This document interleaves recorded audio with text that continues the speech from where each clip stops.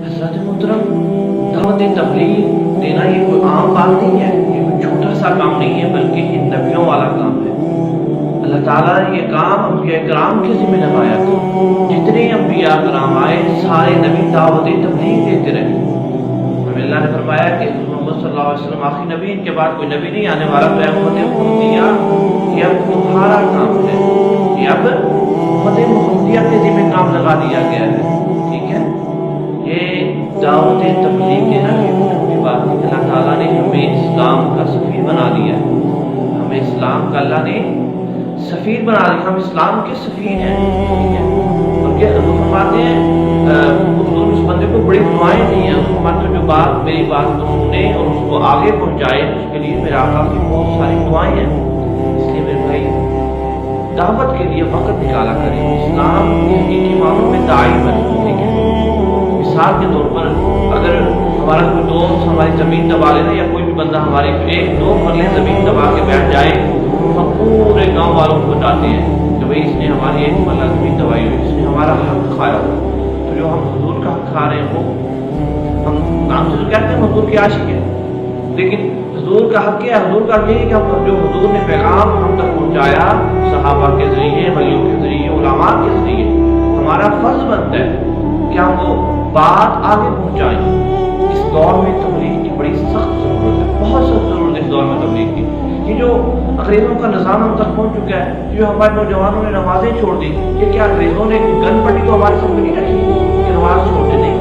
یہ ان کی دعوت ہم تک پہنچی، یہ باتیں کی دعوت ہم تک پہنچ چکی تھی، اس کی وجہ سے ہم نے نمازیں چھوڑ دی۔ یہ جو ہماری ماؤں بہنوں کے سروں سے دوپٹے اتر گئے تھے، یہ انہوں نے زبردستی تو نہیں اتروائی، یہ ان کی دعوت ہم تک پہنچی ہے۔ یہ جو آج چوریاں کرتے ہیں، یہ انگریزوں سے تو نہیں، انگریز تو نہیں، یا وہاں سے تو نہیں سیکھ کے آئے، یہی کے رہنے والے ہمارے اپنے ہیں، لیکن ان کی دعوت پہنچ ہم تک، ٹھیک ہے۔ باطل نے دعوت شروع کر دی اور ہم نے دعوت چھوڑ دی۔ مثال کے طور پر پھیری لگانے والا پھیری چھوڑ دے گا تو وہ کھائے گا کہاں سے؟ اس کا سودا کیسے بکے گا؟ ٹھیک ہے۔ اسی طرح ہم نے دین کی پھیری لگانا چھوڑ دی، ٹھیک ہے، جس کی وجہ سے دین کے داعی نہیں بن رہے، لوگ دین کی طرف آ نہیں رہے، دین کو لوگ سمجھ نہیں رہے۔ اس لیے دین کی پھیری لگانا شروع کریں، دین کے داعی بنے، ٹھیک ہے۔ دعوت تبلیغ دیں، یہ بہت بڑا کام ہے۔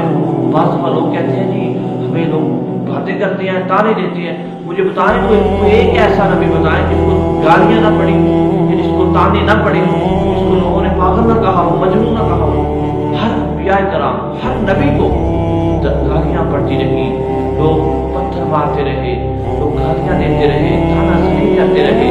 جب میرے آقا نے پہاڑ کی چوٹی پہ کھڑے ہو تو سب سے پہلے کلمہ توحید کی دعوت دی تھی، تو سب سے پہلے آپ کو آپ کے چاچا ابو لہب نے کہا تھا، سکے چاچا کہا ہے محمد تیرا ستیہ ناس ہو، تو نے اس لیے اکٹھا کیا یہاں پہ۔ تو معلوم ہوا کہ جب آپ دین کے لیے گھر سے نکلیں گے تو سب سے پہلے آپ کو تانے دینے والے آپ کے اپنے ہوں گے، گالیاں دینے والے آپ کے اپنے ہوں گے۔ اس لیے باتوں سے پریشان نہ ہوا کریں، ٹھیک ہے۔ یہ ایسے تو نہیں سو شہیدوں کا میں ثواب مل جانا، ٹھیک ہے۔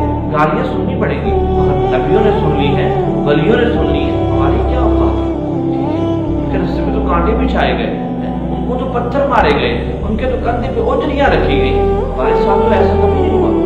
صرف باتیں سننی پڑتی ہیں نا، صرف کوئی بڑی بات نہیں ہے۔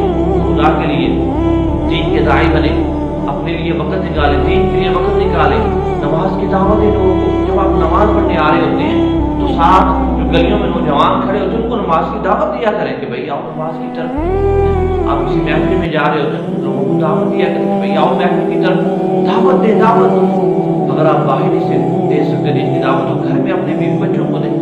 میں نے ایک نوجوان کو میں نے کہا بھائی آپ دین کی دعوت دیا کریں گھر میں اپنے بیوی بچوں کو، تو مجھے کہنے لگا جی بیوی بچے ناراض ہو جاتے ہیں۔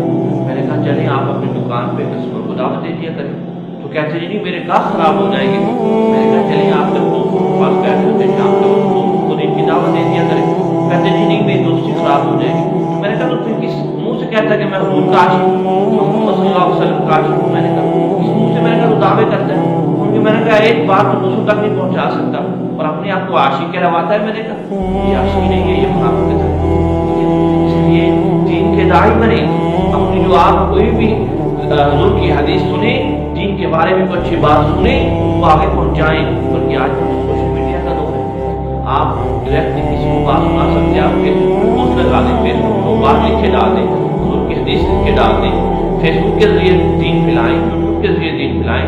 آج جو تو سوشل میڈیا کا دور ہے نا، سوشل میڈیا کے ذریعے دین کی بات آگے پہنچا سکتے ہیں، بلکہ آپ کی ایک بات لاکھوں لوگوں تک پہنچ جاتی ہے کہ میں نے فیس بک پیج بنایا اور کس لیے بنایا ہو، میں نے کوئی اپنی ذاتی شہرت کے لیے نہیں بنایا ہو، صرف اس لیے کہ شاید کہ میری بات کسی کے دل کو سجائے، دین جو ہم نے پڑھا ہم دوسرے لوگوں تک پہنچا دیں، صرف اسی لیے۔